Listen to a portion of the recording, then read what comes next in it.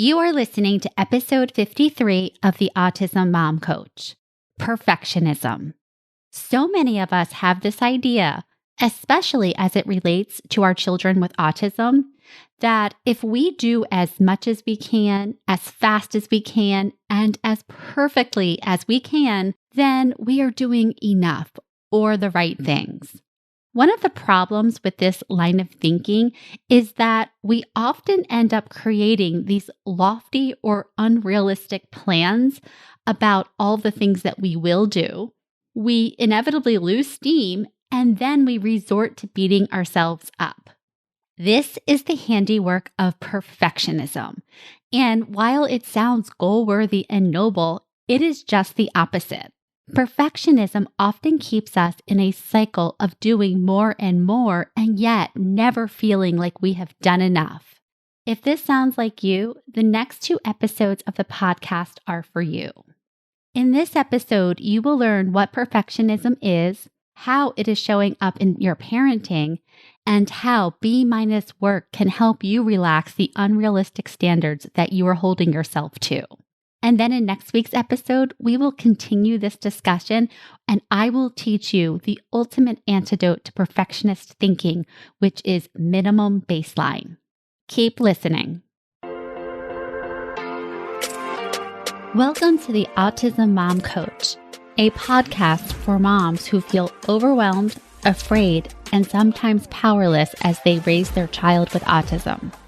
My name is Lisa Candera. I'm a certified life coach, lawyer, and most importantly, I'm a full-time single mom to a teenage boy with autism. In this podcast, I'll show you how to transform your relationship with autism and special needs parenting. You'll learn how to shift away from being a victim of your circumstances to being the hero of the story you get to write. Let's get started. Hello, everyone, and welcome to another episode of the podcast. I am so glad you are here, and I hope you are doing well. Today, we are going to talk about a topic that has plagued me and so many of my clients, and that is perfectionism. I want to give you some examples of how I see perfectionism coming up in my coaching. One of my clients was recently worried because her 5-year-old does not know his sight words like his other classmates in his general ed class. So she decided that every night after school, she was going to practice these sight words with him until he knew them just like everybody else. Well, this went on for about 3 days, and her son, after those 3 days, was not tolerating long sessions of sight words after school and therapies. And then my client got frustrated, and she told herself that it was all for nothing, that she had failed. Another client who I am working with is trying her best to keep it together when her 10-year-old walks in the door after school and has a meltdown.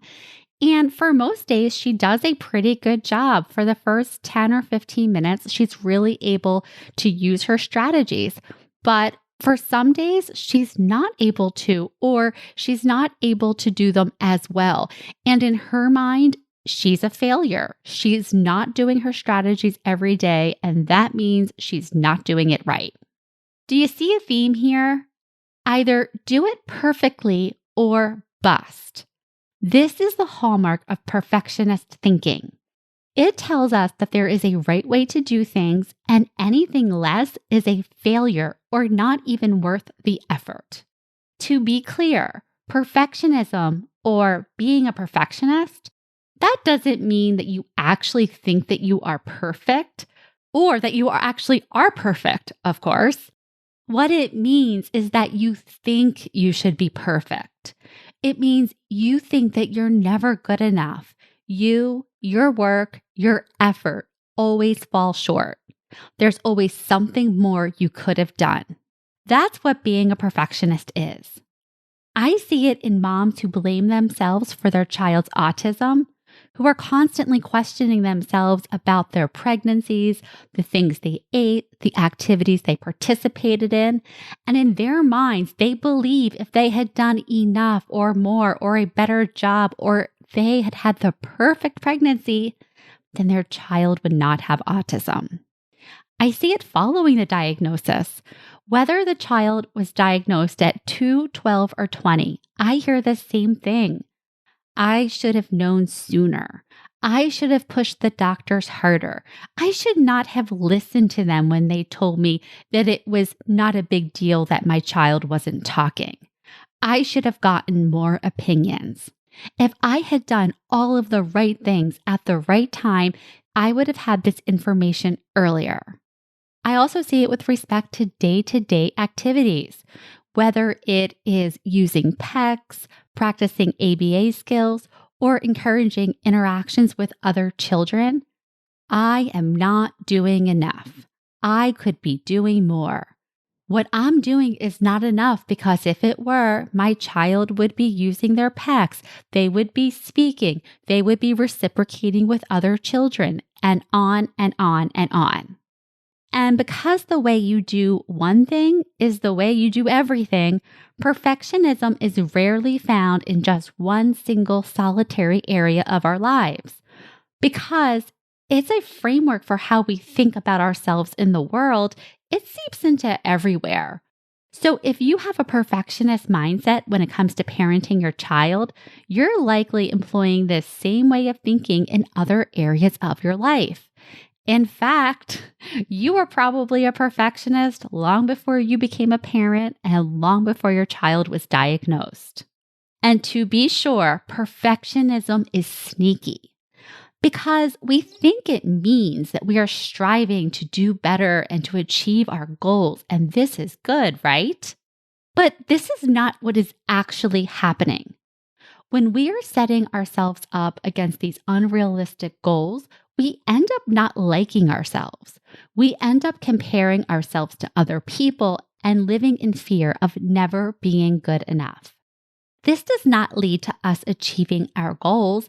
It leads to action fueled by fear, which is not sustainable. Hello, burnout. Or it leads to straight up paralysis, avoidance, and procrastination because taking action feels too risky. I have to say, for so many of us, myself included, autism is the ultimate monkey wrench.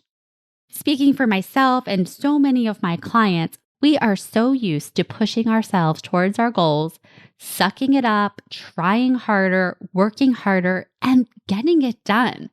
We are used to getting results in this way. And so we believe that our success is because of our perfectionist tendencies, not in spite of them.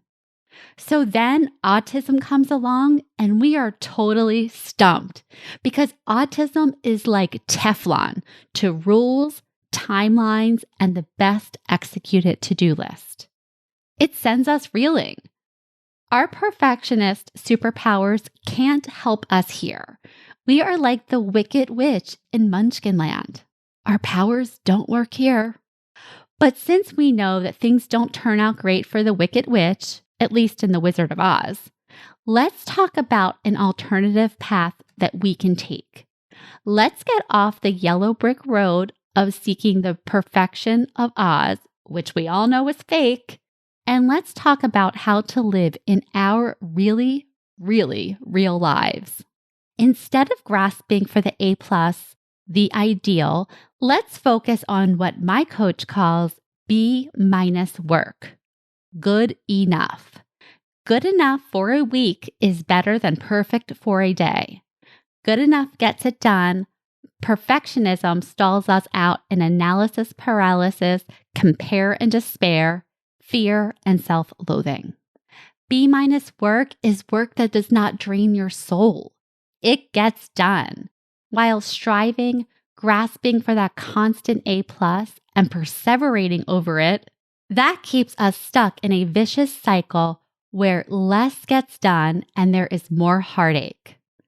Done is better than perfect. This podcast is the perfect example of B- work.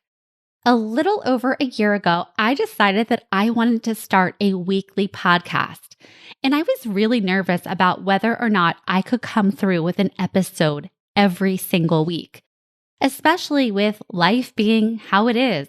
unpredictable? The answer to that dilemma has been B- work.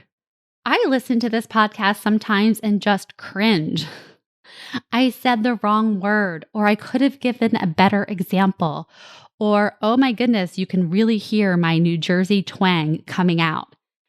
And that's just the beginning of it. When it comes to writing, when it comes to putting together an argument and examples and having them flow, I can get really stuck on this. My lawyer brain wants to make everything absolutely perfect, completely like tied up and tightened up. And that's not really possible for a weekly podcast, at least not in my life. And so the answer has been B- work. B- work means I show up in your feed every single week, whether I'm having a good week, a bad week, or a terrible week. B- work, most importantly, means that I am building that trust with myself, that I do what I say that I'm going to do and that I can come through. This is the magic of B- work, because when you're setting yourself up to be perfect, it's really a lose-lose. Perfection isn't possible. You have no idea what perfection looks like because you're not the kind of personality that would ever let yourself believe that something was good enough. And so analysis paralysis, fear, stalling out, procrastination, all of that. I much prefer B- work. Done is better than perfect. Done moves us forward. Perfectionism keeps us stuck.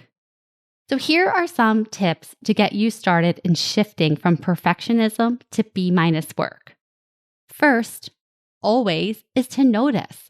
Notice where in your parenting or anywhere else in your life where this perfectionism mindset is getting in your way of getting things done, or it's just making what you are doing so much harder because you're telling yourself it's not enough. Second, accept without judgment. Remember, judgment, just like perfectionism, will keep you stuck and perseverating in the coulda, shoulda, woulda. And then finally, ask yourself, what would B- work look like in this situation? And then let it be B-. All right, that's it for this week. Next week, we will dive a little bit deeper into this topic when we talk about the minimum baseline. But before we go, just a reminder, I am accepting one-on-one clients. So if you are ready to do this work and you want me as your one-on-one coach, now is the time. You can sign up for a consultation on my website under Work With Me or go to the link in the show notes. Thanks again, and I will talk to you next week. Thanks for listening to the Autism Mom Coach. If you want more information or the show notes and resources from the podcast, visit theautismmomcoach.com. See you next week.